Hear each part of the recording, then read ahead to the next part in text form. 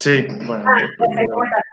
No, bueno, si te parece, si querés presentar, bueno, ya más o menos estás en consonancia de cuál es la BAC, de qué trata esta Tecnicatura de Economía Social. De parte de las prácticas estamos haciendo estas charlas y bueno, la verdad que tu presencia nos resulta muy interesante para entender las características del FONCAP y bueno, todo lo que te parezca que sea relevante para nombrar o hablar o contarnos y también presentarte. bueno, la verdad un gusto estar acá. Gracias a todos y todas los que se sumaron y a los que se vayan sumando. Eh, Mi nombre, bueno, es Mateo Bartolini, integro, integro parte del equipo del jefe de gabinete, de Santiago Cafiero, y en este momento estoy a cargo de este organismo nacional, que es el FONCAP, que como mencionaban al principio, hace unos minutos, cuando casi arranca la charla, eh, entonces no se sabe bien qué es el FONCAP o para dónde va o para dónde tiene que ir. El FONCAP es un organismo que se creó hace 25 años para promover, en ese momento, está bueno un poco de contexto, en ese momento no existía la inclusión financiera como concepto instalado y los microcréditos apenas era algo incipiente en el mundo. Tal vez en ese momento los microcréditos era ahora, como es ahora el salario universal, que recién se empieza a hablar. Entonces, nada, el FONCAP ya en ese momento sí se proponía, se crea el organismo para promover las habilidades económicas y financieras de la población ligada al sector de la micro y la pequeña empresa. Obviamente eso después fue tomando tintes dependiendo de la gestión que venía, pero bueno, siempre el FONCAP tiene dos naves, si se quiere, nosotros decimos dos naves o dos vías de acción muy fuertes, que está bueno que todas ustedes que están estudiando esta carrera y están interesados en estos temas lo sepan. El FONCAP tiene por un lado todo lo que es el área de microcréditos, que el FONCAP no financia directamente a microemprendimientos ni da microcréditos, sino que lo que hace es darle préstamos grandes a instituciones de microcréditos para que ellas tengan fondeo para dar microcréditos. Es decir, si hay una asociación civil, una agencia de desarrollo local, una institución que quiera dar microcréditos y tenga alguna experiencia en el tema y pueda mostrar solvencia, si va a pedirle plata, por ejemplo, si va a pedirle a un banco 10 millones de pesos para dar 1000 microcréditos, el banco le dice no. Si viene el FONCAP y tiene los papeles en regla, el FONCAP le dice sí. Así es que el FONCAP ha llegado, por ejemplo, para el año 2015, financiaba a más de 30 instituciones de microcrédito en toda la Argentina, y que se repartían en todas las provincias, y llegó a financiar indirectamente 30.000 emprendimientos. Después de estos 4 años, el punto de partida es distinto. Hoy el FONCAP financia más o menos a 9.000 emprendimientos y únicamente a 16 instituciones. Por otro lado, la otra nave es toda la nave de educación financiera, tiene que ver también con esto de promover las habilidades de la población. Y ahí ha sucedido algo parecido. Generalmente el FONCAP ha desarrollado programas para bueno, poder alcanzar herramientas que ayuden a que las personas puedan entender y utilizar mejor los servicios financieros. Y ahí, bueno, también el punto de partida de enero de este año era muy adverso. Solo para que se den una idea en términos presupuestarios y ser muy concreto y objetivo, el FONCAP gastaba más en granola y en yogur que en programas de educación financiera a enero del 2020. Eh, eso es el FONCAP y brevemente les describí un poco el punto de partida. Y tal vez, ¿qué es el FONCAP ahora? Porque como es un organismo que depende del Estado Nacional, pero es descentralizado y por lo tanto también es autárquico, digo, depende también mucho de quién es el titular. En este momento soy yo y un poco ahí la tarea que le estamos dando al FONCAP en trabajo conjunto con la Jefatura de Ministros es que el FONCAP vuelva a ser este catalizador, si quiere, y este promotor de la inclusión financiera en la Argentina. Entonces, ¿qué está pasando ahora? ¿Y qué hace el FONCAP ahora? Creo que está bueno que todas y todos ustedes se lo lleven de esta charla. Por un lado, en el contexto de la pandemia, y en el contexto del punto de partida que yo describí muy brevemente recién, teníamos el enorme desafío de, si se quiere, en términos de posibilidades, reducir o suavizar los impactos negativos que iba a tener la pandemia en las microfinanzas. Y yo ahí quiero abrir un paréntesis, ¿y por qué impactos negativos de la pandemia? Porque las microfinanzas tienen un, si se quiere, un eje rector o un hilo conductor, que es la proximidad. Las microfinanzas, perdón, no piden garantías para darte un microcrédito, sino que piden el encuentro, la palabra, a lo sumo una visita ocular, que quiere decir que alguien de la institución de microcrédito va y ve tu horno pizzero, tu taller de costura, tu kiosco, tu emprendimiento gastronómico, con la mirada, no es que te piden un documento de eso. Por otro lado, también funcionan en grupos que se tienen que juntar y que tienen que como convalidarse entre ellos con algo así llamado garantía solidaria o responsabilidad solidaria. Y por otro lado también, al ser un sector que ha sido marginado en términos económicos y en términos de acceso a herramientas, no cuenta con desarrollos digitales, ni tampoco cuenta con la escala que justificaría la inversión en sistemas digitales, porque hay que ser muy franco. Digo, cuando nosotros vemos billeteras digitales muy grandes, también hay que entender que sí, si yo tengo un mercado de 4 millones de estudiantes de la clase media argentina que no quieren usar efectivo, y sí, no es tan arriesgado invertir en un software, una billetera digital o en una app muy buena para el celular. Ahora, cuando yo estoy en un pueblo de Salta, donde tengo tal vez 75 mujeres emprendedoras, no sé si se logra justificar una inversión en herramientas digitales de la misma manera. Con lo cual, digo, para aclarar los escenarios, porque muchas veces se la trata a las microfinanzas como de que se quedaron en el tiempo. No se quedaron en el tiempo, están en otro tiempo que es distinto. Y hay un montón de personas que se quedaron en el tiempo. Ahí me recuerdo una charla que tuvimos hace unos días, una economista que me decía, algunos a veces quieren un Estado moderno, pero se olvidan de que no toda la sociedad es moderna, con lo cual hay que saber equilibrar y hay que trabajar para todos los públicos también y todas las personas. Entonces, bueno, el impacto de la pandemia nosotros teníamos detectado que iba a impactar muy fuerte en las microfinanzas, básicamente porque un aislamiento social preventivo obligatorio, si se quiere, desarticulaba todo el sistema rector de las microfinanzas, que eran las reuniones grupales, las visitas oculares, el sistema de pagos presencial, y además que gran parte de estos emprendimientos son comercios en la vía pública o comercios de cercanía que dependen también del contacto estrecho y de la circulación de personas. Un kiosco no es lo mismo un kiosco si tiene la parada de colectivo llena a que si no la tiene llena. Es clarísimo eso. Con lo cual, el efecto iba a ser negativo. Ante eso, yo insistía recién con el punto de partida. El FONCAP, ya les digo, se gastaba más en granola y yogur que en educación financiera, no había un peso. Con lo cual, lo que hicimos fue algo muy original junto a un gran equipo que hay trabajando en el FONCAP, tanto de equipos técnicos que están hace bastante y que han aguantado, si se quiere, el último tramo, pero también equipos nuevos que hemos incorporado con una visión de aplicarle economía, así como ustedes hacen para aplicar pensamientos económicos a lo social, que no debería merecer ni la más mínima explicación eso, ¿no? Es como cuando dicen economía social y que hay una economía no social. Pero bueno, a veces hay que explicar todo acá.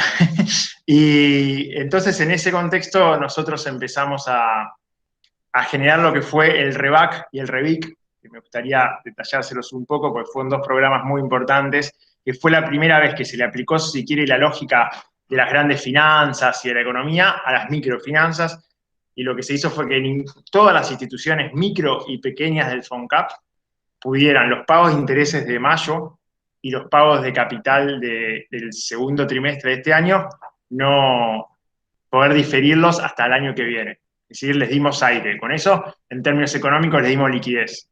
Le dijimos, miren, el dinero que ustedes iban a usar para pagarle al FONCAP, úsenlo para renegociar cuotas con los emprendedores, o para pagar sueldos, o para pagar alquiler, servicios. La idea era que nadie funda por pagarle al FONCAP. Eso lo hicimos a través de un esfuerzo presupuestario y de un análisis numérico sin precedentes para las microfinanzas. Y también a las a las medianas, esto fue para las micro y pequeñas. Y para las medianas también les dimos la oportunidad de diferir las amortizaciones de capital. Además de que desarrollamos después todo un sistema de seguimiento que también nunca había habido con las instituciones, en el sentido de poder promover e incentivarlas a hacer un poco articulación de las políticas del Estado Nacional para que lleguen a las prestatarias y prestatarios de crédito, ya sea el ingreso familiar de emergencia, ya sea los créditos para monotributistas. Bueno, hicimos ahí una tarea de acompañamiento y de contención y de comunicación de las medidas del gobierno. Pero vos no tenés que arreglar lo que vos arreglaste, que le dabas Sí. el inodoro y tenés 5.000 pesos. Sí, ahí tengo mi cartera. ¿Cómo? Digo. No, sí, ¿me pueden poner en silencio los micrófonos? Disculpen, No, está todo bien. Todo eso no alcanzaba, la verdad es esa, las instituciones de microcrédito tenían problemas serios de cadena de pagos, porque evidentemente, bueno, como todos hemos visto, la cadena de pagos está muy friccionada, entonces eso permitía que puedan seguir aguantando, y ahí lo que se decidió por parte del Estado Nacional fue que el FONCAP ejecute una línea de crédito única, digo única por la envergadura que tiene. Yo no puedo hablar, tengo que ser muy cuidadoso cuando hablo de números, con lo cual acá voy a omitir algunos datos por una cuestión de confidencialidad, pero sí puedo hablar de escala. Así que imagínense que, digo, hoy si había hasta hace 2 semanas, en términos de capacidad financiera de financiar instituciones de microcrédito, había un FONCAP, ¿de acuerdo? Hoy, después de esta decisión del Gobierno Nacional, hay 2 FONCAPs y medio en términos de capacidad financiera para instituciones de microcrédito, y que además hicimos una reducción de más del 50% de la tasa de interés con la que se financia esto, lo cual básicamente permite que ninguna institución de microcréditos quiebre en la Argentina o tenga que cerrar por los efectos de la pandemia. Es algo histórico que incluso ha tenido hasta reconocimiento internacional. No todos los países han podido salvar a sus instituciones de microfinanzas. De hecho, bueno, pueden ver ustedes el comunicado que oportunamente hizo la Red Argentina de Instituciones, que es una especie de cámara agradeciendo esto y dando su respaldo a la gestión. Y así que eso es algo muy, muy importante, donde está el FONCAP hoy parado. Y después, yo les hablaba de educación financiera. Nosotros ahí hemos hecho una alianza estratégica con el Consejo Nacional de Coordinación de Políticas Sociales, que preside Victoria Tolosa Paz, y lo que hicimos fue que por primera vez también el Estado Nacional articuló una política de educación financiera. Ustedes saben que hace 2 años el Poder Ejecutivo hizo una ley de educación financiera, pero después nunca la implementó. Bueno, acá sí una ley y lo implementamos, y ya llevamos más de 200 comedores comunitarios capacitados en educación financiera. Y acá hago un doble clic pequeño y para ir terminando. Nosotros tenemos el desafío, porque a veces es un desafío como sociedad, el aislamiento social preventivo obligatorio para evitar muertes en Argentina, y ante ese desafío obviamente la capacitación financiera se tenía que adecuar, y bueno, nos hubiese encantado tal vez hacer capacitaciones, talleres en los barrios, si bien ya está todo preparado para cuando termine el ASPO, el poder hacerlo, hoy no se puede. Entonces lo que sí hicimos ahí fue, cuando el Consejo Nacional de Políticas Sociales se junta con únicamente las referentas de los comedores comunitarios, es decir, las mujeres que cocinan en los comedores para todo el resto de la población de su barrio, cuando se junta con esas referentas, por ejemplo, juntan 10 referentes de La Plata, 10 referentes en Berazategui, y así en los distintos distritos, y las capacitan en los cuidados sanitarios del comedor. El FONCAP las capacita en el uso de servicios financieros, ya sea el cajero automático, empezar a entender la noción de los calendarios de pagos del ANSES, el hecho de pagar con tarjetas, si te pueden cobrar más, si no, bueno, una serie ahí, y se les entrega también un material de difusión, que ustedes lo pueden ver en nuestras redes sociales, se les entrega unas láminas para que puedan hacer comunicación. Así que bueno, eso es un poco un resumen de lo que fue el punto de partida, de qué está haciendo hoy el FONCAP y tal vez hacia dónde va. Bueno, va hacia la profundización de lo que estamos haciendo.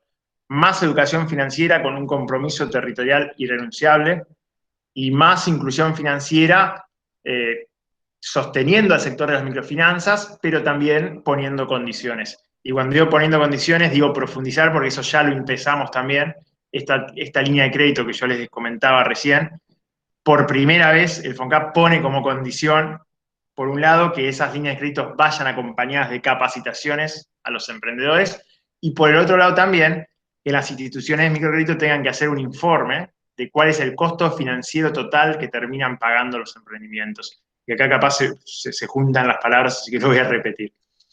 El FONCAP es segundo piso, es decir, nosotros le prestamos a una institución y esa institución después le presta a los emprendedores y emprendedoras.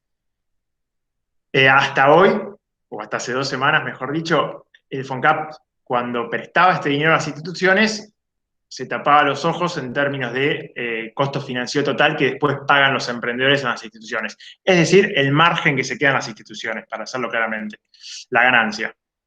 Que no quiero estigmatizar al sector, a veces no es ganancia. Hay instituciones que lo hacen pura y exclusivamente al costo, otras tienen una ganancia lógica y otras tienen una ganancia un poco que habrá que explicarla por lo menos.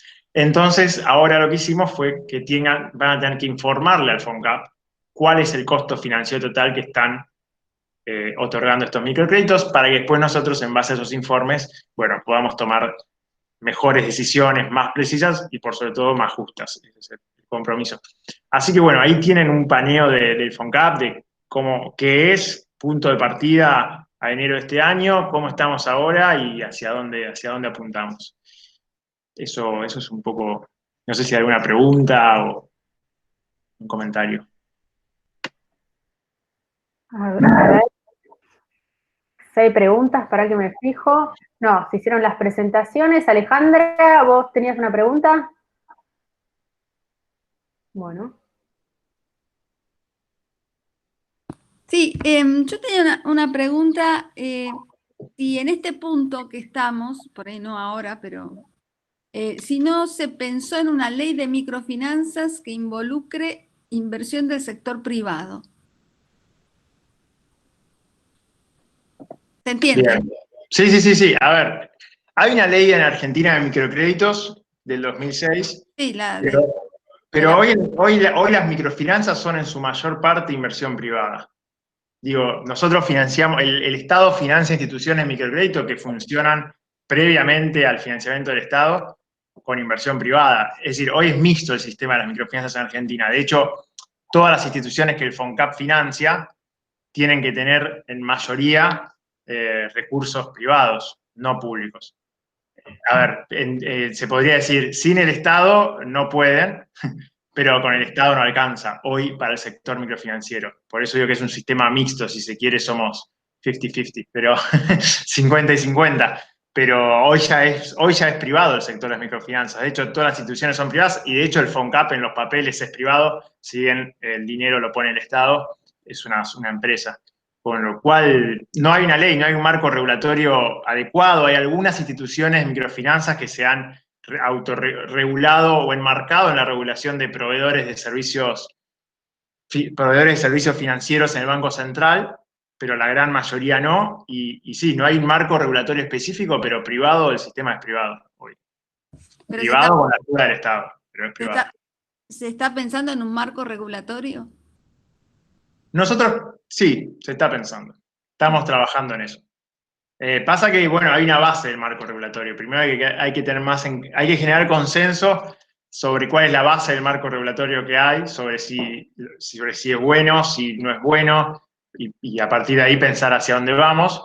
Y bueno, un marco regulatorio nuevo, como mínimo, tiene que llevar un muy buen tiempo de debate por la cantidad de actores que empiezan a influir. Digo, queremos un marco regulatorio que promueva a las empresas de servicios tecnológicos financieros o preferimos un marco regulatorio que incentive los servicios de proximidad y cercanía territorial financiero. Por ejemplo, es uno de los dilemas que empiezan a aparecer.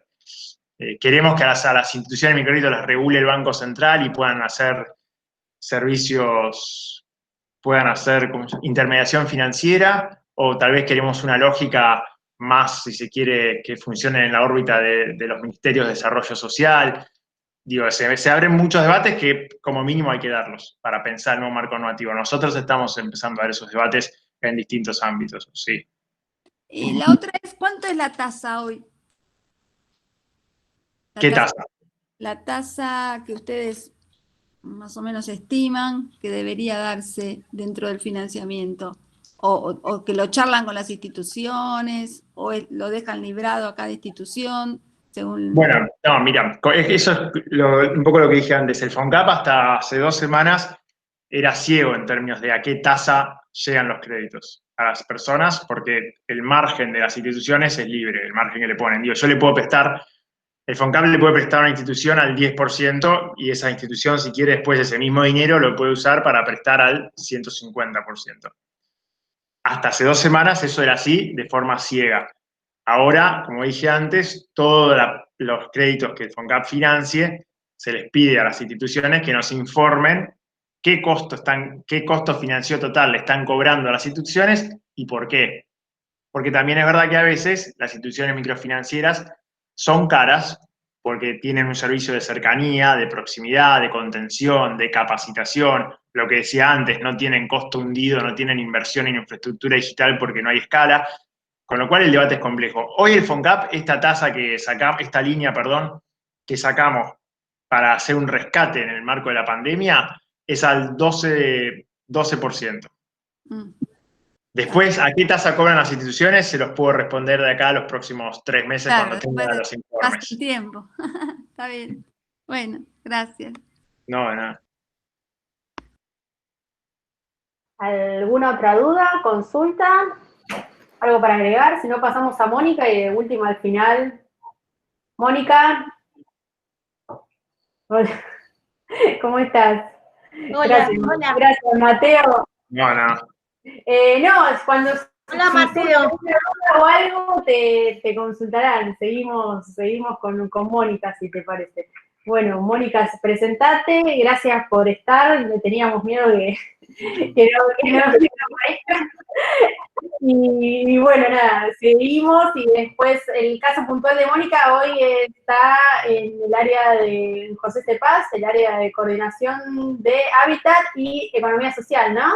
Y a su vez es parte de Mutual Primavera, que bueno, ¿quién no ha leído la experiencia de Mutual Primavera? Sí. Bueno, te cedo la palabra.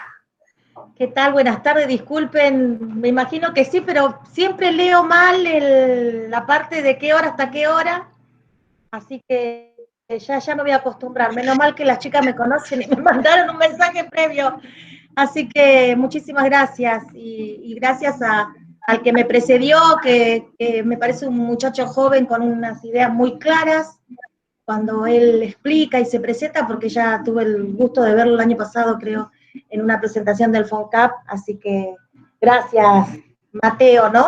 Mateo. Sí, gracias, Mónica. Por favor.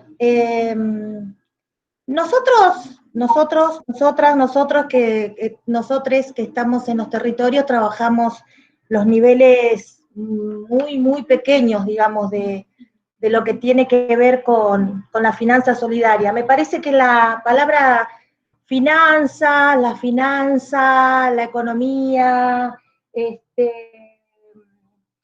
todos son como palabras muy grandes para organizaciones o conjuntos de personas que se asocian para producir algún hecho o algún cambio económico, primero en sus vidas y después en sus vidas colectivas.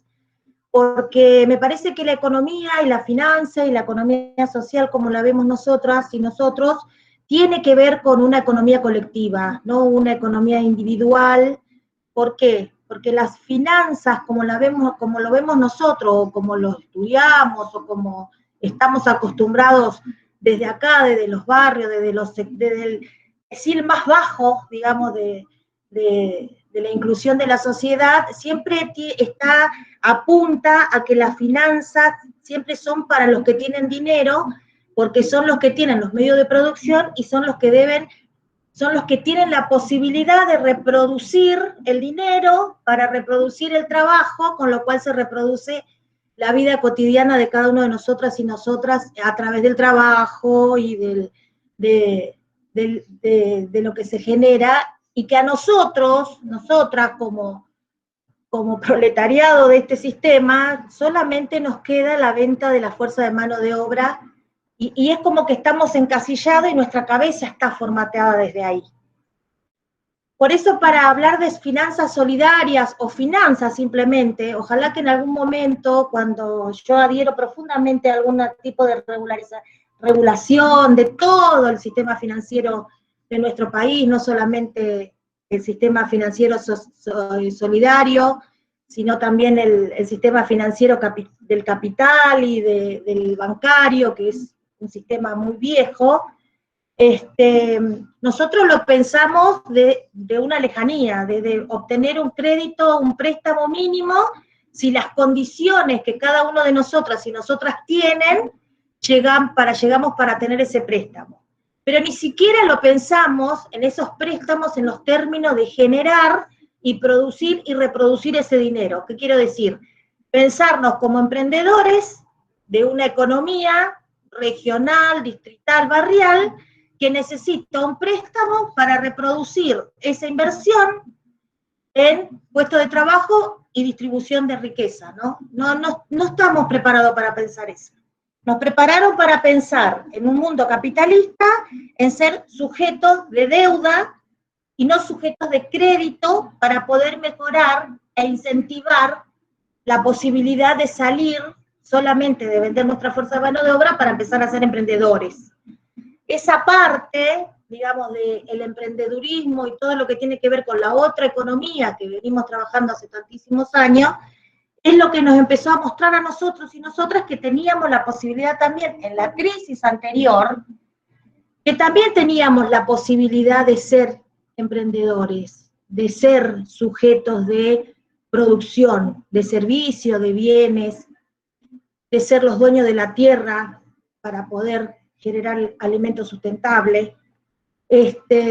Una tarea dificilísima, porque, por lo que dije antes, a nosotros nos formatearon para ser consumidores endeudados con el banco o con las financieras, porque también en temas finanzas, a nosotros acá en los barrios nos remite a financieras, es decir, préstamos usurarios a intereses extraordinarios, que no nos permite salir adelante como sujetos de trabajadores, sino que solamente son para pagar otras deudas que venimos acumulando. Y en este momento se ve más, digamos, porque es una locura que hoy, y es una realidad profunda de lo que nos está pasando, que hoy tengamos que pedir préstamos en las financieras y no ser sujeto de finanzas para pagar la luz y el gas como servicio esencial, ¿no?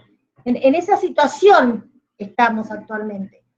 Ahora bien, ¿cuándo le queremos cambiar esa cara a nosotros? Cuando la palabra finanza, tal vez con la regulándola o tratando de que con capacitaciones y las nuevas generaciones empiecen a ver que las finanzas también son parte de nuestras vidas, que el tener deuda con un banco o solicitar financiamiento para mi emprendimiento está bien, mientras esa deuda sea sostenible y esa deuda siga generando ingresos y siga generando o puestos de trabajo o bienestar para muchas familias.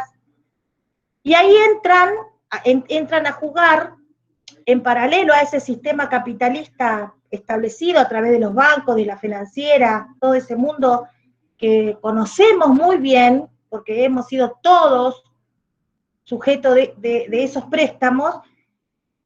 Desde la crisis anterior se presentan las cuestiones solidarias, comunitarias, todo lo que nosotros desde que somos sujetos de trabajo, sujetas y sujetos de trabajo, entendíamos que teníamos que seguir trabajando. Pero también entendíamos que del modo asalariado y del modo con patrón, no podíamos seguir trabajando porque no existía ya la contención para todos y todas en ese mundo del trabajo, y empezaron a surgir otras posibilidades.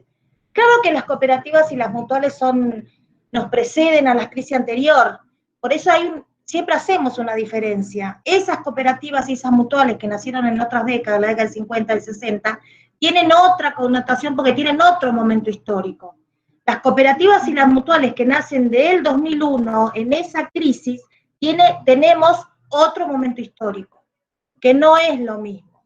Somos mayoritariamente estamos dentro de los barrios, estamos intentando luchar con una cultura del endeudamiento para volver a recuperar la cultura del ahorro.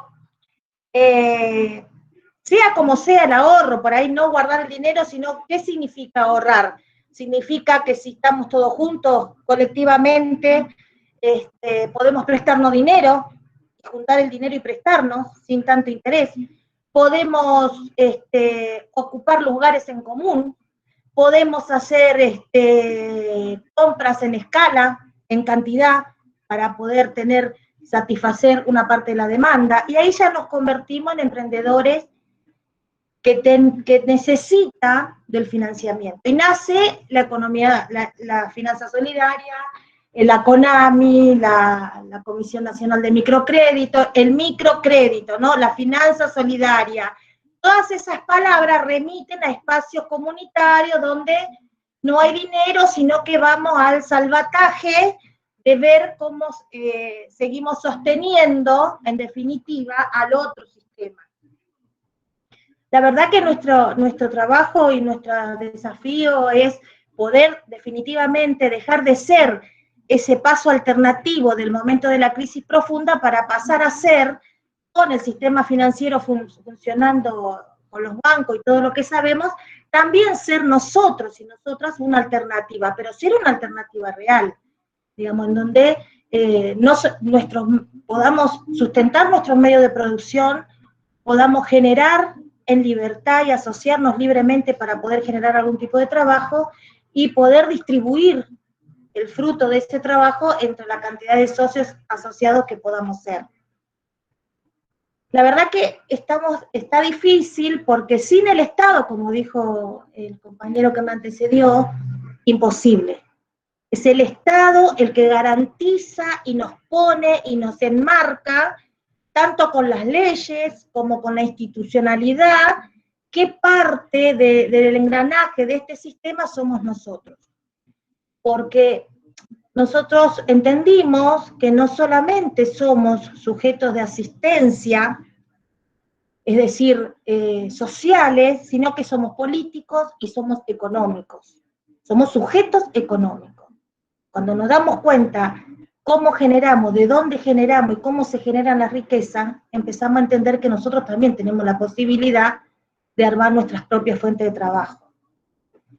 Y ahí empieza la CONAMI, es una gran experiencia en donde se le presta dinero a los emprendedores, en donde incentiva y empuja. Lo importante de la CONAMI también es que tiene un marco regulatorio, una ley que permite trabajar, que impulsa y incentiva a que las economías familiares salgan adelante con ese préstamo. ¿Y para qué estamos las organizaciones que damos ese préstamo? Es decir, Mutual Primavera en este caso. Está justamente para que ese dinero que se le presta a ese grupo asociativo o a esas familias, por lo general son grupos familiares los que trabajan, no sea un chaleco de plomo que le damos y no los dejamos más endeudados de los que estaban, sino que tengan la posibilidad de ver cómo es el manejo y cuáles son los gastos que tenemos que tener en cuenta al momento de producir algo y ponerlo en el mercado del consumo. Por lo general, lo que pasa con nosotros y nosotras en los que antes éramos desocupados, trabajadores desocupados, es que siempre la ganancia se corta por la mano de obra. Digamos, siempre achicamos la mano de obra, la cantidad de hora de trabajo, nunca tenemos en cuenta eso, no le ponemos tope porque o trabajamos en nuestras casas o en nuestra cocina o en nuestro living o hay una ventanita que es el kiosquito que vende para afuera, y es una comunidad intrafamiliar que se mueve alrededor de un pequeño negocio que no tiene en cuenta todo eso, casi como nos está pasando ahora. No tenemos en cuenta que hay un montón de horas y un montón de gasto de cable que estamos haciendo para poder seguir trabajando en esta pandemia y poder seguir produciendo el trabajo que hacemos y militar todo lo que podamos. Es casi lo mismo. porque no le estamos poniendo ese plus y ese valor que hay que ponerle, el valor económico, digo, porque también cuesta hablar de economía cuando siempre eso fue relegado al que administra esa economía y únicamente nos paga un salario a fin de mes. Hoy nosotros tenemos que ser los que tenemos que ver y ampliar toda nuestra mirada para decir, no, si yo trabajo tanta cantidad de horas, y todo eso es lo que las organizaciones de microcrédito intentan y tratan de hacer con esos grupos que necesitan esas finanzas solidarias y esos préstamos solidarios que nosotros veníamos dando. Obviamente que eso se cortó durante los 4 años del macrismo, muchos de nosotros que éramos unidad de préstamo, no sé bien, no me acuerdo bien las siglas, fuimos casi apretados diría yo por el Ministerio de Desarrollo, en donde nos bajaron todos los convenios que teníamos y los reembolsos que teníamos para seguir trabajando, y nos hicieron firmar, desistir de esos reembolsos para volver a firmar un convenio con la nueva administración, cosa que nunca sucedió, y la verdad que tuvimos que firmar porque no nos quedaba otra alternativa, y para colmo estábamos en el registro de entidades que prestaban en una lista en el ministerio y la gente llamaba permanentemente a la Mutual cuando nosotros no habíamos recibido nunca más ningún tipo de reembolso. Así que ahora estamos de nuevo recuperando esos 4 años perdidos para empezar a poner en funcionamiento nuevamente el microcrédito con la CONAMI. Y en estos 4 años, para no perder ese ritmo que teníamos, apelamos a una herramienta que se llama el Bancomunal, una experiencia venezolana que es un banco de socios por acciones, que uno empieza a poner un dinero y nos empezamos a prestar entre los socios que estamos ahí, comenzamos siendo 15, con un valor nominal de cada acción a 100 pesos. Bueno, en la actualidad, durante estos 4 años, porque comenzamos casi en el 2016, fin del 2016, en la actualidad nosotros estamos haciendo préstamos hasta de 70.000 pesos dentro del círculo que trabajamos con devoluciones. Con la CONAMI teníamos el 98% de devolución también entre nuestros emprendedores y emprendedoras.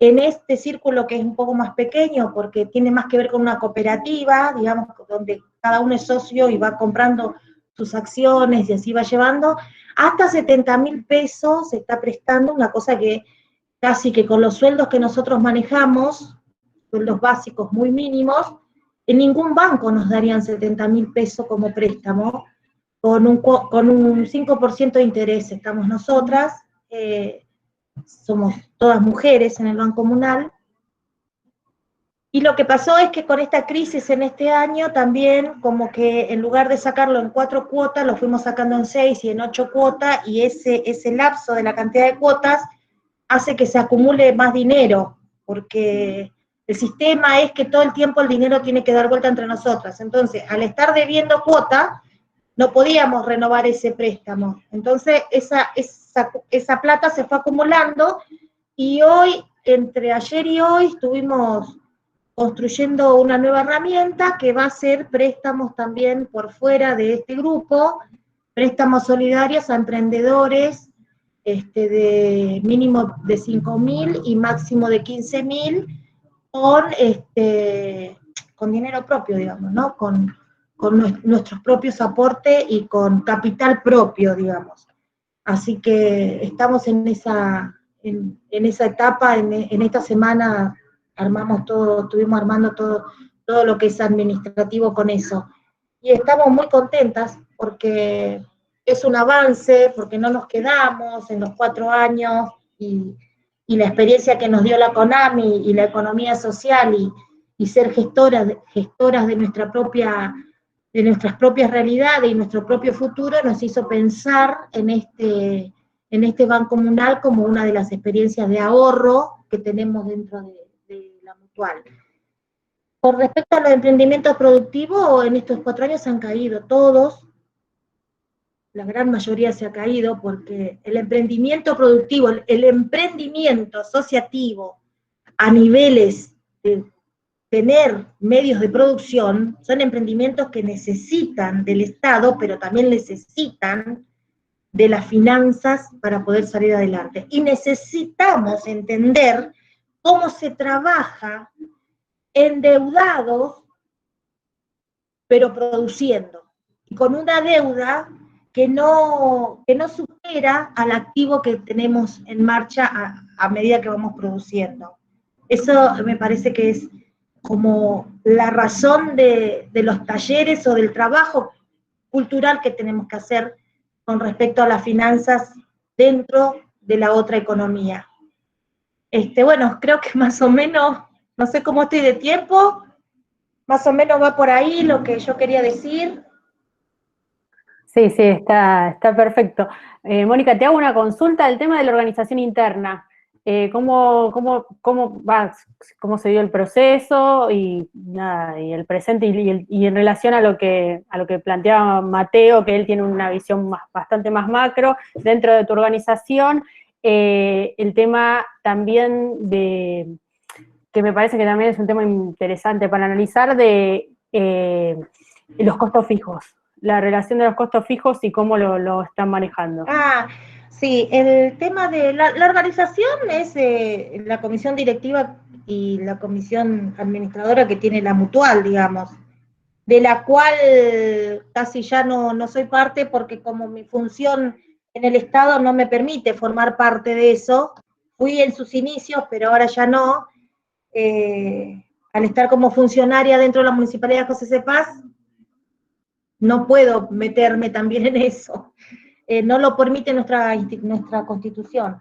Pero la organización es esa, fundamentalmente, y después empezar a entramarnos, porque ya teníamos un entramado y veníamos trabajando fuertemente el tema de economía social, y empezar a ofrecer a los emprendedores que casi ni hace falta salir, ¿no? Son 2 o 3 emprendimientos que vienen, se hacen reuniones, se convoca, con charlas, se empiezan a hacer charlas y las reuniones van llevando a uno a otro y van trayendo, porque como esto es un préstamo, los préstamos de la CONAMI son por asociación solidaria, digamos, no se firma un pagaré, ni quedás escrachado en el veraz. Esa es otra cosa también que a nosotros como que nos interesa mucho profundizar con todas las organizaciones, tanto del Estado, acá con Mateo, de que podamos ver cómo sería educativamente, digamos, cómo podemos enseñarle a nuestra gente la diferencia entre en una financiera que es rápida, muy rápido te endeudan, y nosotros que tenemos un sistema de reuniones tras reuniones tras reuniones, que no tiene que ver con que nos devuelvan o no el dinero. Obviamente que sí, porque acá hay algo esencial, hay que hablar de dinero, y hay que hablar de excedentes, y hay que hablar de responsabilidad al momento del pago, y hay que hablar de esto que vos decías, cuáles son los costos fijos, cuáles son los costos variables. Es un trabajo pura y netamente económico y no tiene nada que ver con la solidaridad, cuando hablamos de eso. Tiene que ver con la solidaridad cuando comprendemos que eso que estamos poniendo a disposición de la gente en los barrios está dado de la voluntad del Estado y de la voluntad de una organización, cualquiera fuera la organización, que asume la responsabilidad de tener un caudal de dinero para prestar, para después rendirle al Estado que ese dinero fue puesto en lo que se había dicho. Me parece que ahí tenemos que profundizar ese cambio cultural de la cabeza que tenemos todos y todas, para poder que estas experiencias funcionen un poco mejor. Y en algún momento dejemos de ser finanzas solidarias o estar en el Ministerio de Desarrollo Social, yo entiendo que está bien, como la economía social, y tengamos nuestro propio ministerio, así como logramos el Ministerio de Hábitat, tengamos nuestro propio Ministerio de Economía Social y finanza solidaria y podamos hablar y discutir realmente cómo se reproduce el dinero y que el dinero tiene que ser la reproducción de la vida y no la reproducción del dinero por el dinero mismo, y hacia dónde se distribuye ese dinero que se reproduce. Y me pregunto, bueno, los costos fijos, cuando nosotros empezamos a poner esto que yo decía, bueno, los costos fijos, la mayoría de los emprendedores te dicen la tela, el hilo, la guarda que le quiero poner, si es textil, ¿no? Cuando vos le empezás a decir, y la luz, es como si el emprendimiento textil está en mi casa, la luz es parte de mi casa. No, la luz hay que ponerla. El agua hay que ponerlo. El gas que se va a gastar para calefaccionar, el tiempo que se va a trabajar, cuánto se le va a pagar al socio o a la persona que contratemos que inicia, al que corta la tela, cómo se va a cortar, el papel de la tela que se corta, además, infinidad de pequeñas cosas que uno va poniendo en un pizarrón y que la misma emprendedora, la verdad nunca tuve, la tiza, te doy un ejemplo, la tiza para dibujar el molde para fabricar una prenda. Eso tampoco lo tenían en cuenta. Sin embargo, cuando uno suma todo eso y hace una sumatoria total, acumulado en el tiempo, porque no es por un día, es por 30, por 60, por 90, por 365 días, acumulado en el tiempo te da un valor que te hace al producto y que te hace que vos a fin de año no te des cuenta que no ganaste porque no te fijaste que había que poner lo que costaba la tiza, por dar un ejemplo. No sé si te respondí. Sí, perfecto. Bueno, a ver si hay alguien, bueno, escribieron para Mateo que debe ser para el final. Si quieren, pasamos a Pipo y después de última todas las dudas y consultas las resolvemos al final. Gracias, Mónica, muy esclarecida. Por favor. Pipo.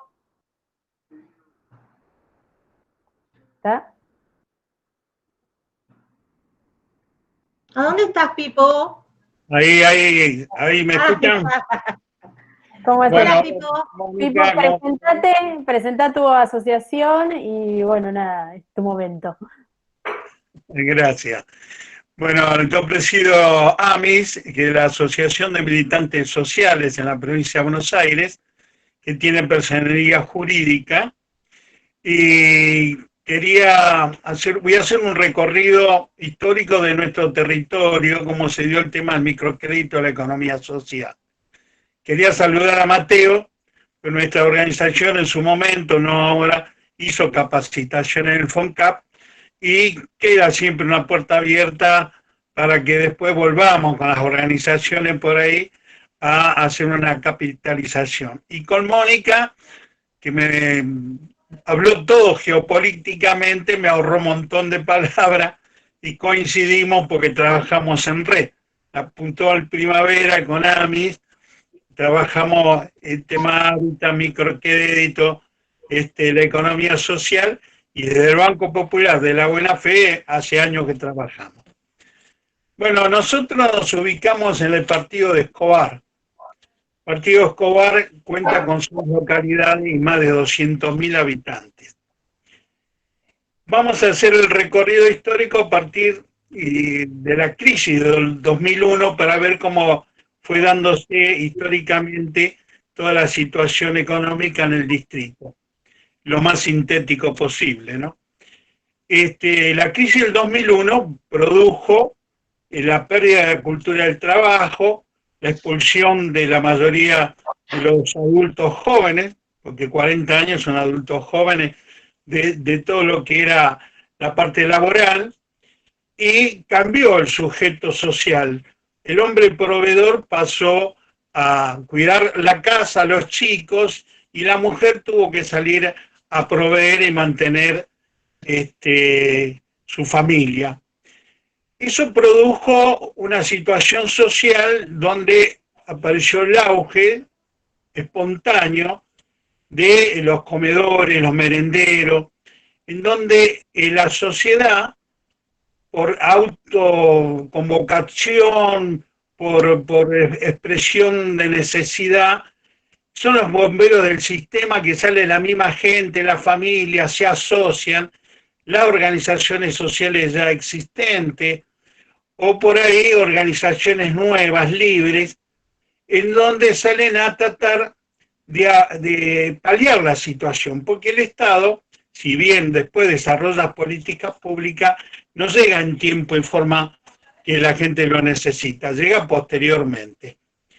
Entonces nosotros empezamos a autoconvocar, conformamos lo que se denominó en ese momento la multisectorial, donde le integraban agrupaciones políticas, instituciones intermedias, comedores, merenderos y militantes sociales públicos.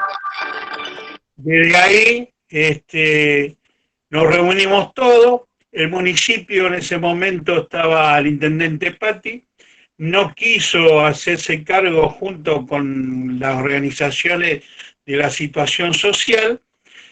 A nivel nacional se había conformado en ese momento lo que es de emergencia, lo que se llamó el Consejo Nacional. Baja el Consejo Nacional al Distrito Escobar, obviamente convocado por las organizaciones.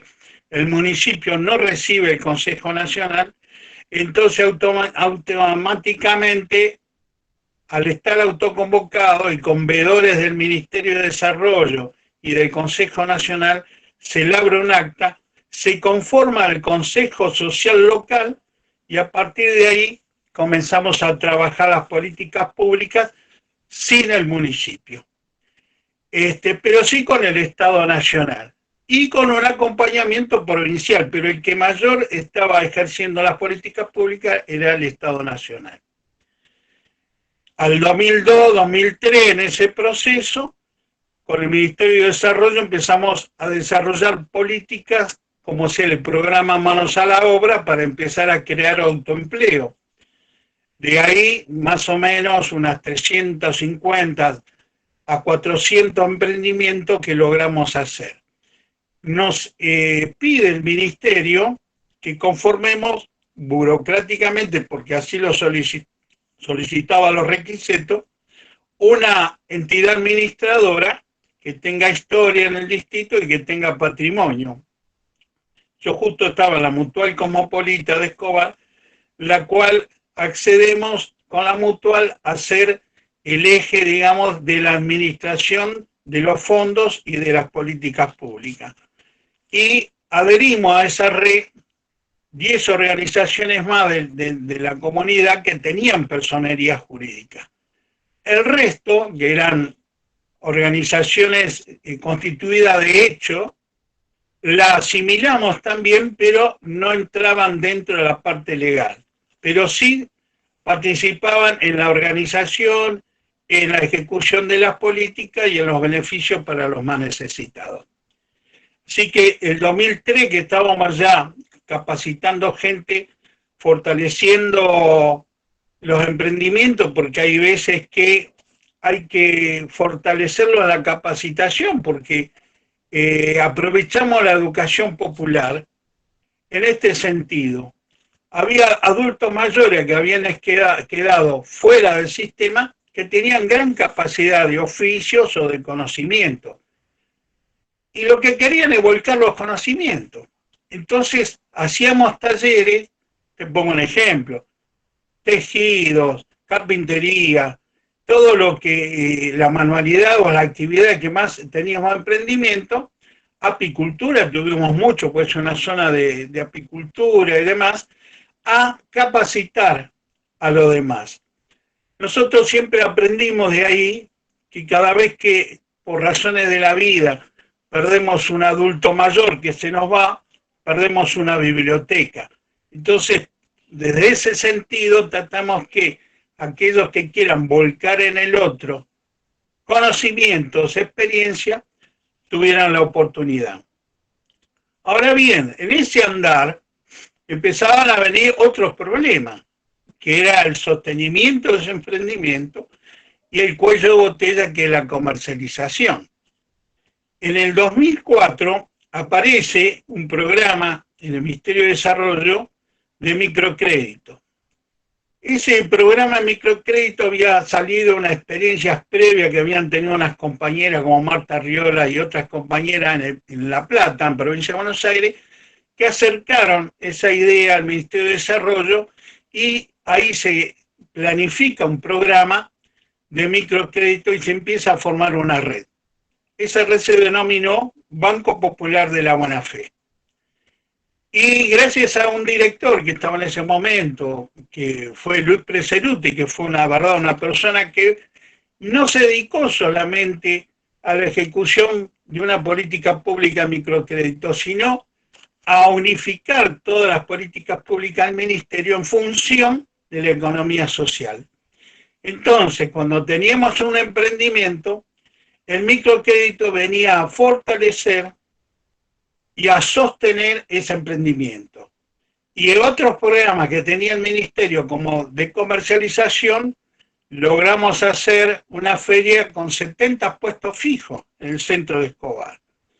Con otros emprendimientos, con otras políticas públicas de fortalecimiento a las instituciones, pudimos fortalecer las organizaciones con el sistema o la necesidad más inmediata, que es el tema informático, un ejemplo. O sea, la necesidad de computadoras para las organizaciones.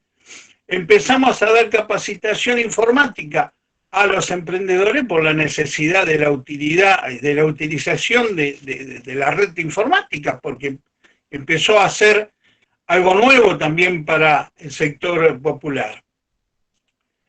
En el 2006 aparece la Ley Nacional de Microcrédito, que vino de alguna forma a regular o a darnos un paraguas, porque estábamos más o menos en el aire por el tema de quién regulaba en ese momento. Si manejábamos finanzas, le correspondería por ir al Banco Central.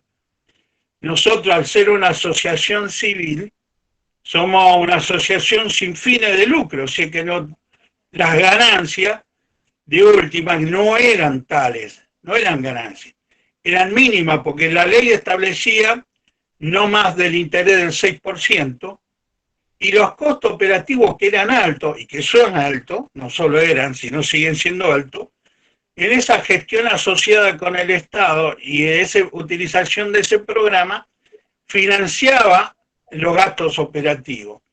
¿Cuáles son los más gastos operativos que tenés? Tenés el tema de los balances, el tema de los costos bancarios, el tema de los promotores, porque vos tenés que poner promotores que capaciten y acompañen al emprendedor, y mínimamente tienen que tener una beca para cubrir sus viáticos. Y después todo lo que hace a la librería, papelería, a la situación informática y a las necesidades que pueda tener una asociación para ejecutar ese programa.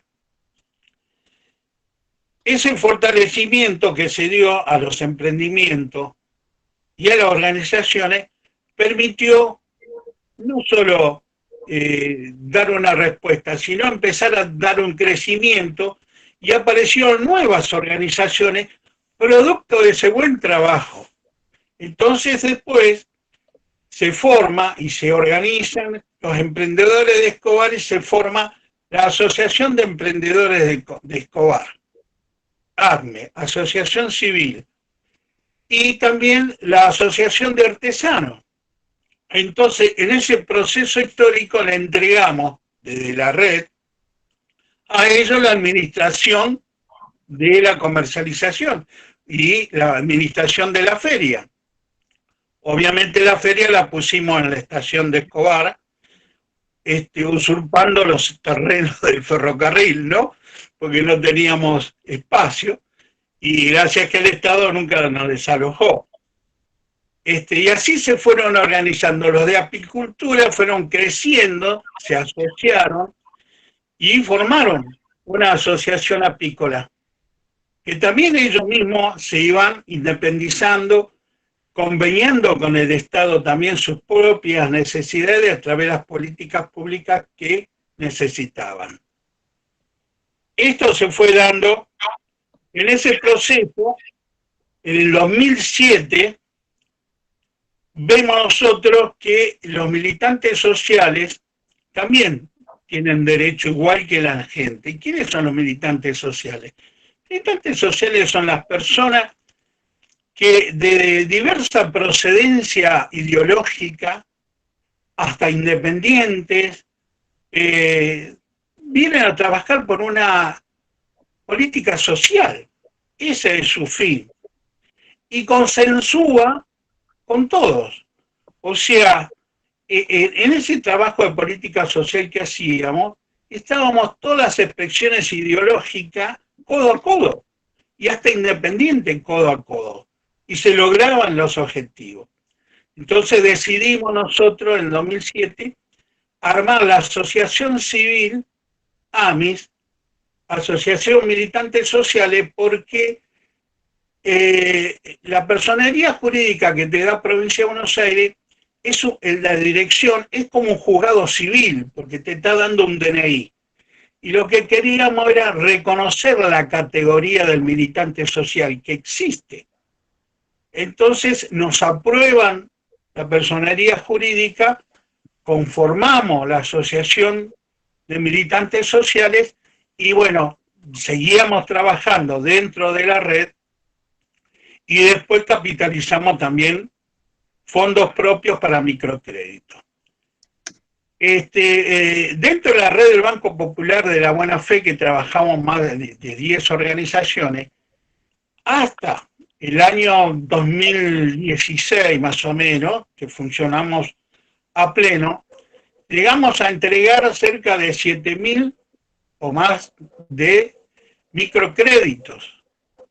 También hemos fortalecido con herramientas a más de 400 emprendimientos y capacitamos mucho más.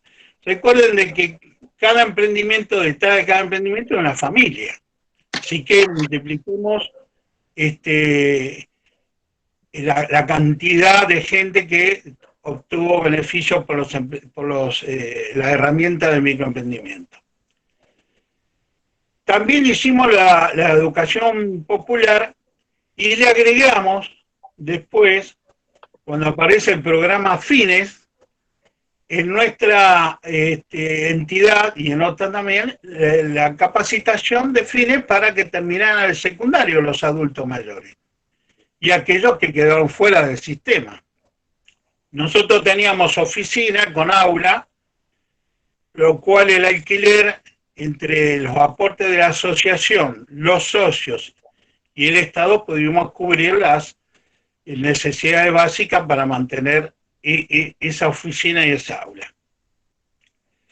Ya a partir del 2016, que el Estado deja de acompañar a las organizaciones, que deja de lado esa gestión asociada, los costos operativos se nos hicieron muy a cuesta arriba y terminamos por cerrar la oficina, no así seguir con los microcréditos y seguir con el trabajo. Fuimos asociándonos con otras organizaciones, trabajando en red, trabajamos y seguimos trabajando con el INTAN, integramos el Consejo Local Asesor, donde trabajamos el tema de capacitación de ProHuerta, entrega de semilla. Seguimos hasta el día de hoy entregando microcrédito, pero dado que no tenemos los costos operativos para pagar promotores, lo que hacemos es que cada miembro de la comisión directiva tenga a cargo algunos créditos para cobrar, para hacer para la parte del seguimiento. Y lo que trabajamos más ahora, por una cuestión de resguardo, diría yo, y de evitar morosidad, y por resguardo del poco capital que nos queda, trabajamos fundamentalmente sobre los recréditos. Son gente que saca, paga y vuelve a sacar para mantener su emprendimiento. Le hemos agregado en los últimos años el tema de hábitat. Le hemos agregado para que la gente pueda comprar materiales para reparar su vivienda, para hacerse un baño, para ampliar el taller. Eso lo hemos agregado ahora en los últimos tiempos. Para que tengan una idea, nosotros entregamos en estos momentos créditos de 10.000 pesos, se devuelven en cuotas semanales, manteniendo la metodología del banquito. No llegamos al 10% de interés, son 35 semanas que devuelven, y lamentablemente antes que trabajábamos una vez por mes las reuniones con emprendedores para ver cómo van sus emprendimientos, ver otras problemáticas que le podamos solucionar, trabajar la palabra, trabajar el tema de la garantía solidaria, todo ese acompañamiento que habíamos hecho, lamentablemente por falta de espacio, con el tema ahora de la pandemia, peor, lo hacemos solamente por contacto. Lo que estamos viendo ahora es que este tema, después, primero apareció otro sujeto social de nuevo variado, que fue la falta de políticas públicas en los últimos 4 años. Y ahora la pandemia, estamos viendo y evaluando que vamos a tener otro sujeto social diferente, del cual tendremos que ver con qué armas de políticas públicas, de qué forma las organizaciones nos preparamos para poder de alguna forma revertir, transformar. Porque nosotros decimos que la militancia social existe, la transformación social es posible, pero tenemos que ver de qué forma. Y la única forma es con un Estado presente. Las organizaciones por sí solas no lo pueden hacer. El Estado por sí solo no lo puede hacer. Tiene que haber una gestión asociada. Y desde ahí ver qué respuesta podemos dar en concreto a este nuevo sujeto social, y yo creo que aparecerá un nuevo contrato social por ende. Las normativas que hemos logrado a través del tiempo y la lucha también son válidas para poder fijar, respaldar lo que es la economía social y el microcrédito. En esta historia de lucha de las organizaciones, la provincia de Mendoza logró en su momento la primera ley de economía social.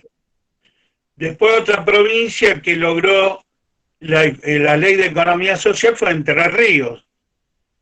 Tercero fuimos nosotros, la provincia de Buenos Aires, que logramos la ley, y después, eso fue en el 2015, y después casualmente está Mónica, está Alejandra y demás, logramos hacer la reglamentación con otras organizaciones, y ahora nos falta poder que con el Estado darle vida y poder conformar ese consejo. Es bueno recordar la parte normativa más para los estudiantes, porque eso le van a servir no solo de respaldo y para el trabajo en la economía social, que van a ser técnicos. Perdón, Pipo, perdón. Sí. Decí el número de la ley, si te acordás. Sí, eso es lo que voy a hacer. Eso es lo que voy a hacer. La primera ley que tuvimos en la provincia de Buenos Aires, que sirvió de alguna forma para lo que era el autoempleo y la subsistencia, fue la ley 13.136, que existió como ley Alas. Esa fue la primera, que aún sigue vigente.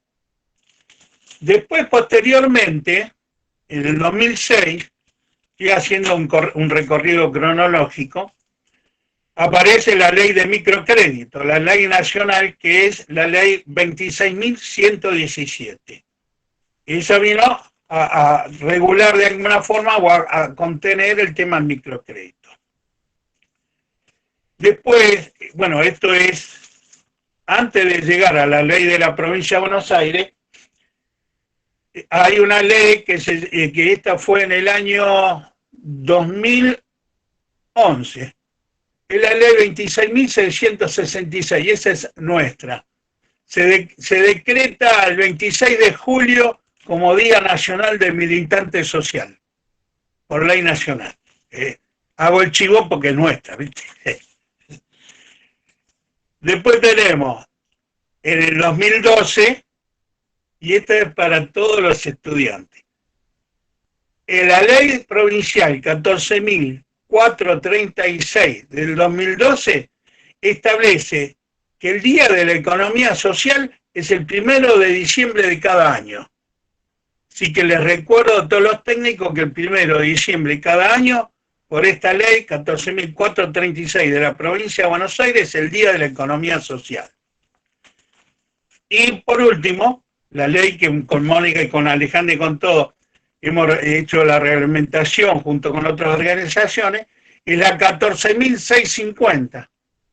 Es la 14.650, que se promulgó en el 2014 y fines de 2015 logramos hacer la reglamentación. Lamentablemente después vino un impasse en donde no pudimos continuar con esto. Y bueno, y ahora tendremos que volver a la lucha, a forzar, a dar cumplimiento, realmente dar cumplimiento a la ley 14.650, donde establece la conformación del Consejo Provincial de Economía Social.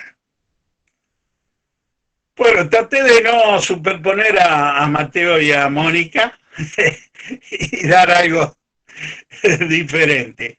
Te dejo a vos si hay preguntas y...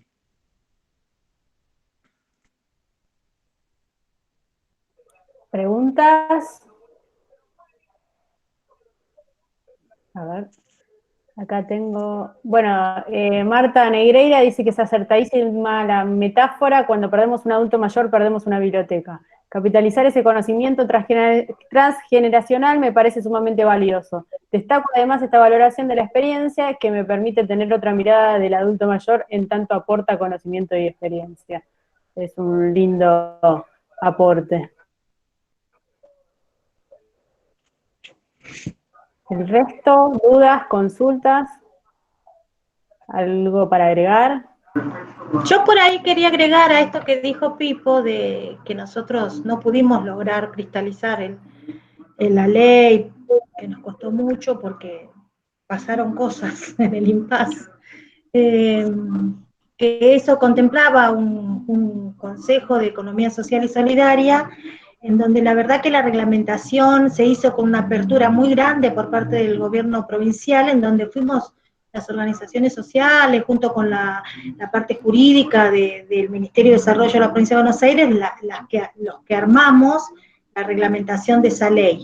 La verdad que fue una ley muy, muy trabajada por nosotros y asociativamente con el Estado. Una ley muy parecida a la de hábitat, de acceso justo al hábitat, 14.449, que es la que también tiene un Consejo Social de Hábitat, que cada representante de cada distrito tiene su lugar allí, que también logró, creo que fue el único consejo que logró superar estos 4 años terribles que nos pasaron.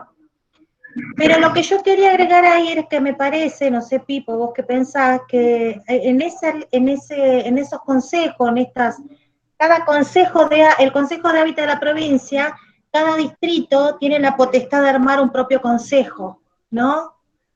Y me parece que nos está faltando la pata de la economía social y las finanzas solidarias en cada uno de esos consejos para poder trabajarlo en los barrios de asentamientos y villas en los cuales estamos trabajando fuertemente, porque es donde más también se ve el tema de la desocupación, y más que desocupación, la subocupación y el trabajo precarizado se ve muchísimo allí, ¿no?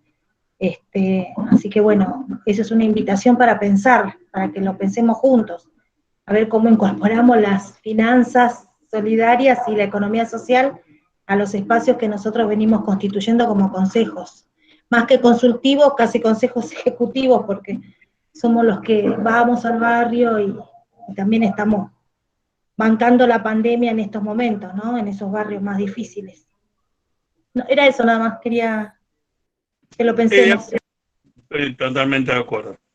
Yo lo veo ahí a Javier de Chile, de Trasol, que si querés, Javier, poder contar un poquito la experiencia de ustedes. Son unos jóvenes nucleados en un proceso de acción cooperativa con bastante dificultad en el país hermano, pero por ahí muchos no conocen la experiencia de Trasol, no sé si querés compartir algo. Nos hemos conocido en Pigüé, en el Encuentro Internacional de Trabajadores.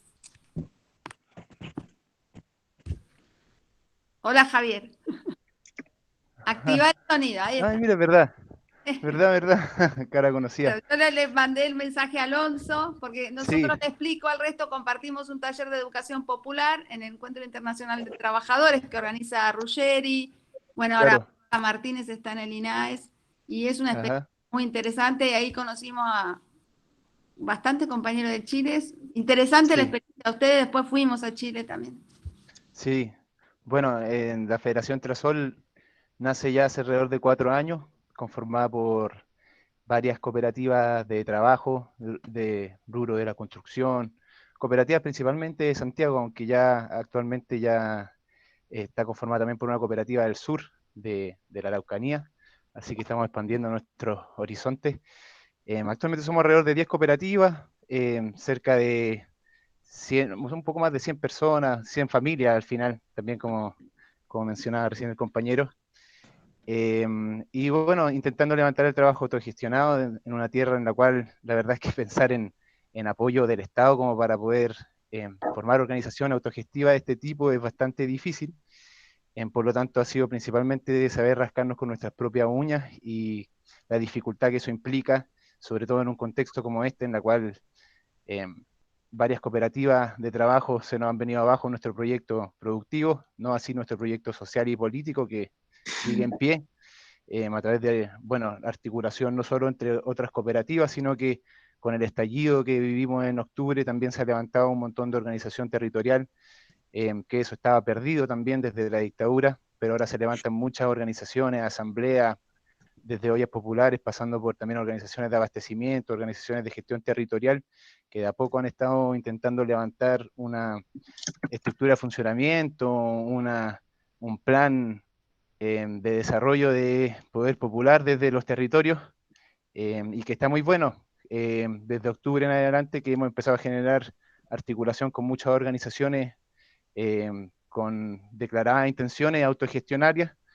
lo cual ha sido muy interesante. Sin embargo, esto de la pandemia de todas maneras pone un poco de freno, pero igual ha permitido las tecnologías y todo eso que sigamos en contacto y que estemos cultivando de alguna otra forma eh, una organización grande que en primera instancia se pone como objetivo el abastecimiento, la soberanía en el abastecimiento, que es algo que varias organizaciones estamos trabajando, y también viendo de qué distintas maneras nos podemos seguir apoyando. Así que eso como un panorama muy rápido para bueno, presentar nuestra Federación de Trabajo Solidario Trasol y también cómo esta se ha ido articulando con todas las organizaciones que se levantan con este estallido de octubre, que la verdad es que ha traído hartas cosas bonitas, eh, fuera de mostrar también el rostro más real y crudo de cómo actúa el poder, la organización, bueno, el poder político, el poder de las comunicaciones y el poder económico y militar y de los policías también, todo en conjunto para intentar sostener y contener y bueno, de alguna otra manera mutilar este intento de rescatar lo que alguna vez se nos arrebató. Así que eso, saludo a todos y todas.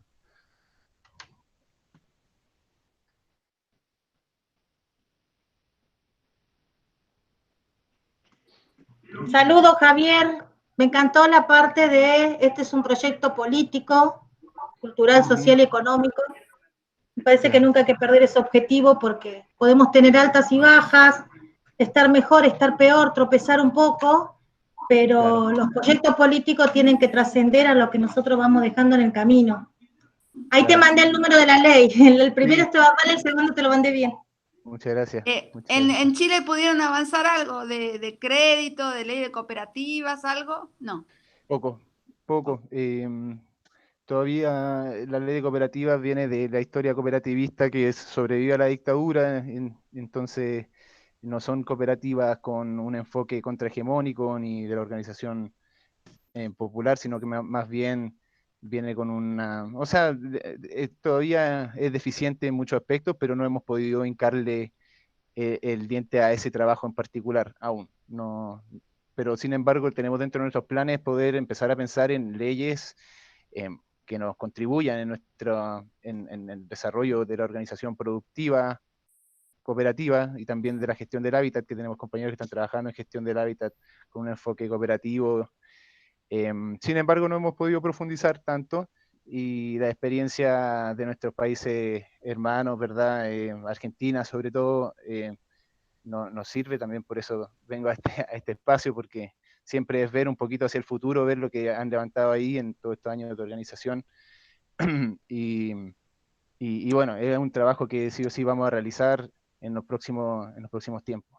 Bueno, sí, ya lo vamos a lograr, unidos lo vamos a lograr. Sí.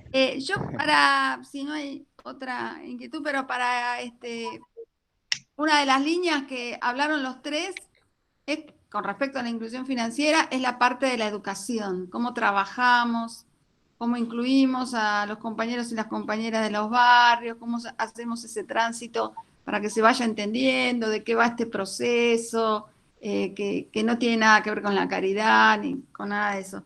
En esa línea me gustaría preguntarle a Mateo, ¿cómo piensan esto de la educación financiera?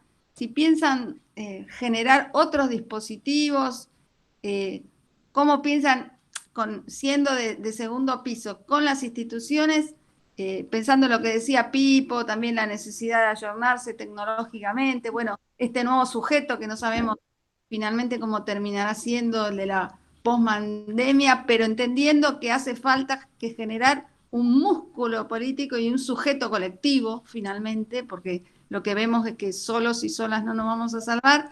¿Qué nuevos mecanismos para la inclusión, para que se comprenda realmente que no es ni un proceso anticapitalista, tampoco es una economía hippie?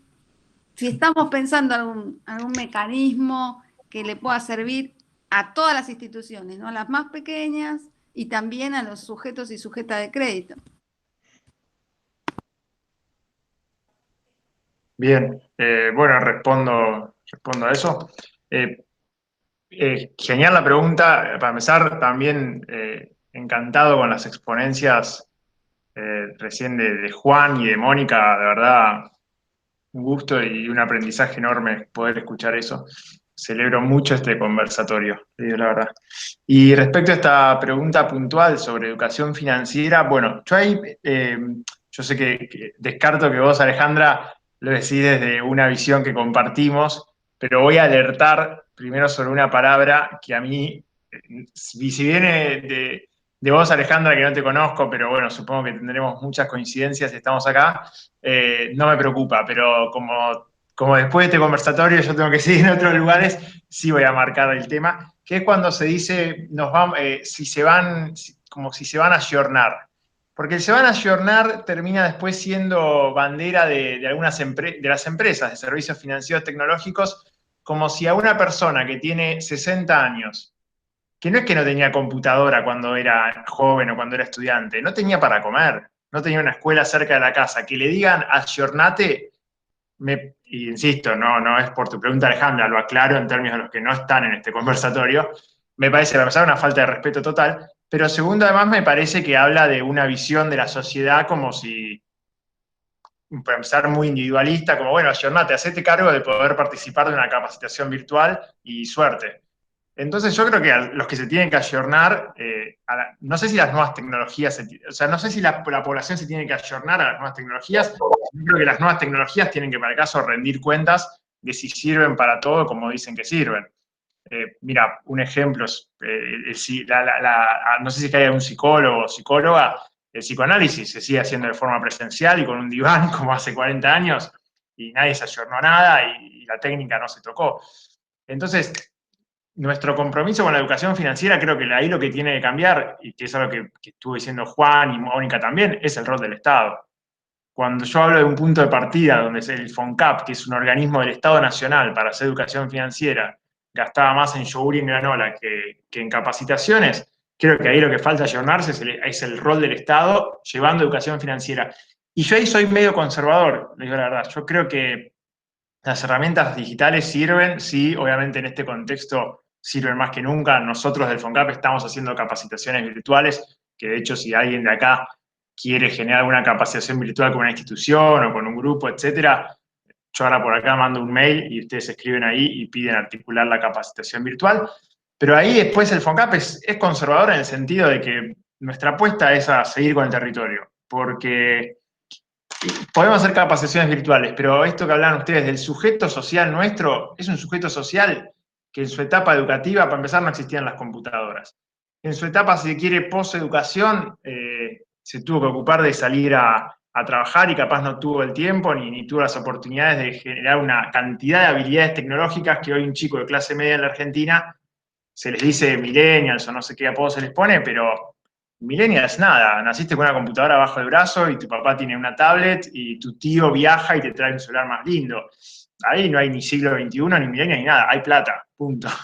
Y la mayoría de nuestra población y nuestros sujetos sociales, esa plata, esos tíos, esas tías, esos conocidos que viajan no sé a dónde, no los tienen. Por lo menos nuestro sujeto social. Entiendo que el sujeto social de empresas fintech sí lo tengan y bienvenido sea, o el sujeto social del banco, de un banco privado sea el atleta de las 3 de la tarde de Puerto Madero. Bárbaro, bien por ellos, pero no es el nuestro. Entonces yo, ante ese diagnóstico que por lo menos hacemos nosotros, la apuesta es conservadora en términos de un Estado presente y en el territorio y trabajando la cercanía con este sujeto social, que yo creo que hoy la respuesta no es por hacer una aplicación o no es solo por ahí. Nosotros tenemos material multimedia y cuando vamos a los comedores, por ejemplo, comunitarios, a hablar cara a cara y apostar a ese momento de encuentro y ese tiempo, después les dejamos material multimedia para que lo manden por su grupo de WhatsApp. Pero no exigimos esa proximidad tecnológica que, insisto, creo que es totalmente desconsiderada de lo socioeconómico. Pero la apuesta nuestra es un Estado presente, un Estado que gaste, o sea, la educación financiera es cara, es una curva de aprendizaje cara para el Estado porque tenemos que dejar material, necesitamos que las cosas se vean, que se difundan, tenemos que estar en territorio, tenemos que poner, no sé, capaz me estoy yendo muy a economista, pero tenemos que poner horas hombre y horas mujer ahí en el territorio y que estén y que respondan dudas y generar canales de consultas. Es como, nada, es casi montar una escuela itinerante, ¿se entendió? Con lo cual, esa es un poco la apuesta nuestra. El Estado presente, el territorio, invertir dinero, digo, insisto, esto es caro, y tener en claro cuál es el sujeto social. Nuestro sujeto social es ese, es el que no nació con la vida solucionada, ni mucho menos, y al que si se le dice ayornate, para nosotros no hay que decirle ayornate, al revés. Hay que decirle, vamos juntos en esta, y a lo sumo, si hay que transformar un video en una hoja impresa, lo hacemos. No tenemos un fetichismo con la tecnología y las apps y todo ese mundillo. Así que esa es un poco la apuesta del FONCAP y la estamos haciendo. Ahí yo podría, si se quiere, para completar la respuesta, nosotros desarrollamos el PROCAFI, que es Programa de Capacitaciones Financieras, que son 6 talleres, que nuestro objetivo es, obviamente, post-pandemia. Por ejemplo, la ciudad de José C. Paz convoca el FONCAP, vamos, Mónica, a desarrollar el PROCAFI, y lo que hace el FONCAP es, bueno, arregla con la municipalidad para que en máximo 2 días poder capacitar con 6 talleres a todos los públicos. O sea, hace un taller para jóvenes, para que ellos sí desarrollen las apps, porque ahí sí el sujeto social concuerda con las nuevas tecnologías, pero se hace también después un taller para adultos mayores para explicarles cómo usar el plástico de la jubilación mínima. Se hace después un taller para emprendimientos para las 3 etapas, para el que está pensando en el emprendimiento, para que sepa dónde se está metiendo y no generar esa falsa alfombra roja de la meritocracia, que cualquiera que se pone en emprendimiento puede ser Bill Gates. Después hacemos otro taller que es para entender qué costos, cómo analizar los costos, porque un emprendimiento tiene que dar ganancia. Es tu trabajo, vos tenés que cobrar tu tiempo ahí y no solo el costo de que gastaste en los materiales, eso hay que instalarlo. Y después un taller para finanzas y un taller después de introducción a las microfinanzas, para que las personas también sepan qué estamos haciendo y por qué estamos ahí. Entonces esos 6 talleres... Mateo, ya noté, ¿eh? Bueno, perfecto, Mónica. Yo después dejo un mail ahí y a trabajar. Así que el objetivo es dar esos 6 talleres en 2 días en una ciudad y se cierra con un coloquio como parecido a esto, pero bueno, presencial, por ciudad, 2 días para empezar a movilizar la máquina. Pero como verás, es muy territorial la apuesta. Mientras tanto, seguimos con capacitaciones virtuales, porque es verdad que es uno de los países más grandes de la Tierra y tampoco podemos ir a todos los lugares, pero es un complemento lo virtual, no es la condición. Sí, no, por ahí la pregunta iba para esto, porque son multiplicidad de instrumentos para la inclusión o la educación financiera. Y entonces esto que vos decís del ProCafi viene como un allanamiento, pero desde el Estado, no de las personas. Sino que Tu pregunta me vino bárbara, ¿eh? ¿Eh? Tu pregunta me vino bárbara. Claro, porque es como que, bueno, ¿cómo llegamos radialmente a, como decías vos, al ejemplo del de Salta, que está lejos, con poca conectividad o que vive otra realidad, y el otro que está ultra con la apps? Bueno, son cuestiones para seguir pensando, pero, No, pero, esta Ale, no, está muy buena, ya la anotamos no, todos, digo, para llevar a los territorios.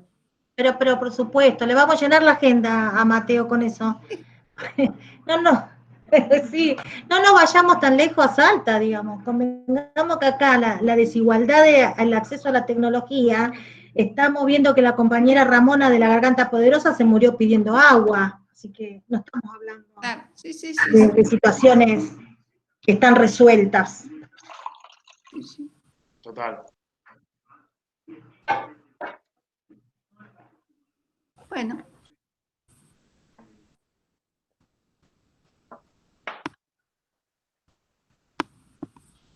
Mucho silencio, ¿no? Sí, no sé si hay algo. No, si quieren yo les acabo de pasar mi mail para que les envíe el video de este encuentro y las invitaciones para las próximas charlas. ¿Alguien si quiere acotar algo más? Si no, me parece que... sí. ¿Revisaste el chat con las preguntas? Revisamos si fueron... No, Javier, fue importante. Lo de la 14, importante que lo de la 14.4, la ley de hábitat, de acceso justo al hábitat, vamos a tener un bloque especial, creo que van a ser 2 o 3 encuentros que vamos a trabajar sobre esa legislación, porque también fuimos parte y nos resulta, también se peleó como organización, como lo contaste con detalle, Pipo, y merece un apartado importante. Ahí mandé al chat la dirección de mail de CONCAP para que podamos mantener la comunicación. Buenísimo, Mateo. Bueno, ¿alguna pregunta? Creo que estamos, ¿no? Sí, yo creo que ha sido claro el rol del Estado en la persona de Mateo y las experiencias concretas de Mónica y Pipo, que es lo que las barriadas están necesitando, digamos, ¿no? Y no aflojar. Hubo un paréntesis de 4 años, bueno, se pudo hacer un montón de cosas y ahora volvemos y recuperamos la participación, ¿no? Lo que estamos discutiendo fundamentalmente en estos tiempos es que con el Estado no nos peleamos, nos asociamos. Nos asociamos. Nos asociamos y a partir de ahí construimos ciudadanía, construimos comunidad y... Perdón, con el Estado que lleve este modelo de ver qué pasa con Vicentín, ¿no? Y que nos expliquen bien. También. Hoy le decía a las compañeras de Primavera el tema del aceite. Le digo, ¿cómo puede ser que el aceite estemos pagando lo que estemos pagando y hay gente que aplaude para que esta gente de Vicentín, que nos está robando la cara, no se lo intervenga, ¿no? Y hablan de Estado intervencionista cuando nuestro país no, está lejos de ser eso. En Matanza hay Mónica, en Matanza está una de las cooperativas más grandes de aceites, una fábrica recuperada. Después te paso el contacto. No, pero obvio que hay que pasar el contacto después, digamos. No, pero no estoy hablando de nosotros que estamos en este mundo incentivando y que entendimos que hay otro mundo para vivir mejor y para ser más libre en la construcción de nuestra economía. Estoy hablando de lo que dijo Mateo y Pipo, de nuestro sujeto social que sigue comprando en Carrefour y en Coto con la tarjeta alimentar, que es un dinero que destina al Estado para que vaya a las arcas de algunas cooperativas y terminan yendo a las grandes concentradoras de alimentos que son los que marcan los precios en la cadena de valor. Precios que no tienen ningún sentido. Esa es la... No sigo hablando porque me enfurezco. Bueno, pero ahí se une un poco lo que dice Javier desde Chile y lo que decimos nosotros. Acá hay una fuerte batalla cultural que tenemos que seguir, ¿no? Que no es solamente la educación financiera, sino la educación en los valores cooperativos y en considerar qué valor tiene el trabajo de nuestras compañeras y compañeros, ¿no? que no tiene precio, pero tiene un valor muy importante para que vayamos y consumamos ahí, ¿no? Entonces, ha habido una batalla muy fuerte que hay que recuperar de, bueno, si es caro, si lo compras en no sé qué lugar, es mejor, bueno, hay que recuperar todo eso y bueno, esto se trata, ¿no? Sí, yo creo que este nuevo sujeto social modificado que nos va a dejar la pospandemia hace que entre todos construyamos un nuevo contrato social para poder hacer frente y poder mirar hacia adelante y buscar un futuro. Lo dice AMIS, Asociación de Militantes Sociales, así que compramos, ¿eh? De una. De una, sí. Algunos más que educación financiera va a haber que darles educación ciudadana antes, pero bueno. No, sí, también. Bueno, muchísimas gracias y saludos, Javier. Acá estamos para lo que podamos servir, ¿eh? Sí, sí, A través de vamos. Alejandra o de todos los que... Tenemos más encuentros y a través de la cordillera. Vamos a Yo aprovechar creo, que sea para esto, Javier. che, Moni, que Mateo se prepare, porque también las organizaciones estamos viendo de armar un banco de organizaciones, a que quedamos en pie de la red y por ahí Ajá. buscar financiación para tener autofinanciación, ¿viste? Señor. Por eso contaba lo importante Ustedes que para prepárense, José, nosotros estamos preparados ya. Ah, bueno. Muy bien. Bueno, muchas gracias a todos José, por participar, estar en este... Suerte, Marta, Carlos, todos los compañeros, suerte. Bueno, saludos. Adiós. Cuídense mucho, cuídense Igualmente. por favor, que salgamos sanos de todo esto, que es lo más valioso que nos tenemos. Besos, Ale, gracias. No, gracias a ustedes. Chao, gracias. Todos los compañeros y compañeras.